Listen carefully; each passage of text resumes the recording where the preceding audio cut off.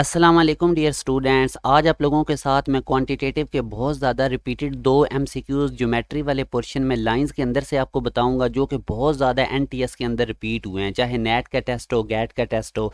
मैंने क्वांटिटेटिव के लिए मोस्ट रिपीटेड एमसीक्यूज़ की सीरीज स्टार्ट की हुई है। इससे पहले मैं 2 लेक्चर्स अपलोड कर चुका हूँ। अगर आप लोगों ने नहीं देखे तो मैं उनका लिंक डिस्क्रिप्शन में दे देता हूँ, वो आप लोगों ने देख लेने हैं। क्योंकि एनटीएस का टेस्ट ऑलमोस्ट हर मंथ हो रहा होता है नेट का, चाहे आप मेडिकल के स्टूडेंट हैं, इंजीनियरिंग के हैं, सिंपल एफए के हैं या आईसीएस के हैं, तमाम के लिए क्वांटिटेटिव का पोर्शन सेम होता है। तो जो बहुत ज़्यादा रिपीटेड एमसीक्यूज जिन टॉपिक्स में से आते हैं वो मैं आप लोगों के सामने रख रहा हूँ। तो थोड़े से टाइम में आप लोगों की बहुत ज़्यादा अच्छे मार्क्स आप लोग गेन करेंगे।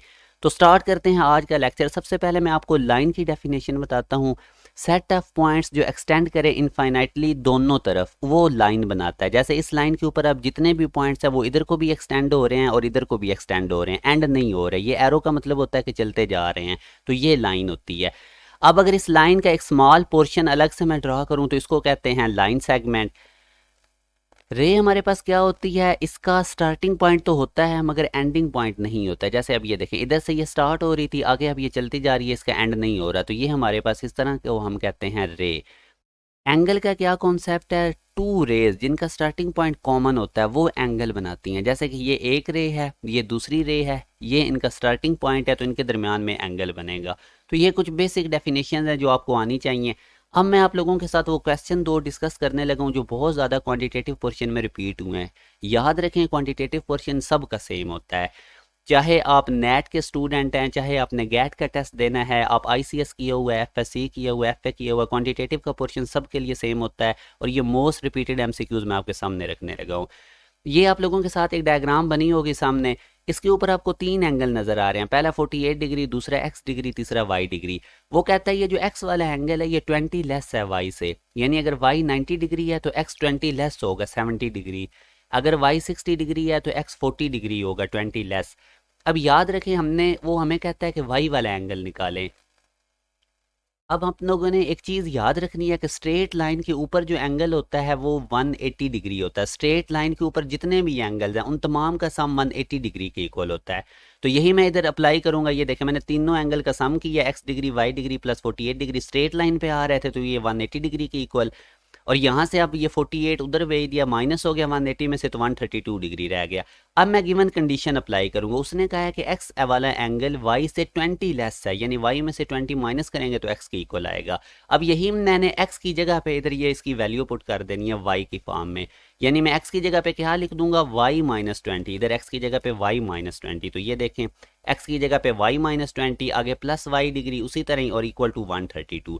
अब ये माइनस 20 उधर जाके प्लस हो जाएगा, तो यहाँ से अब ये वाई डिग्री में ऐड हो गए 2 वाई डिग्री, और माइनस 20 आप लोग राइट साइड पे भेजेंगे तो 152 डिग्री, यहाँ से आप लोगों ने वाई डिग्री निकाल लेना है। तो सिंपल इसमें कॉन्सेप्ट क्या है कि स्ट्रेट लाइन के ऊपर जितने भी एंगल्स आ रहे हैं, तमाम का स्ट्रेट लाइन के ऊपर तमाम एंगल का सम 180 डिग्री की इक्वल होता है। और ये जो उसने कंडीशन दी हुई थी, इसी तरह इसको यूज़ करके आप लोगों ने निकाल लेना है। अब इसी तरह का, इसी के रिलेटेड आपको काफ़ी क्वेश्चन ज्योमेट्री में से मिलेंगे, तो आप लोगों ने इस क्वेश्चन की अच्छी तरह से प्रैक्टिस कर लेनी है।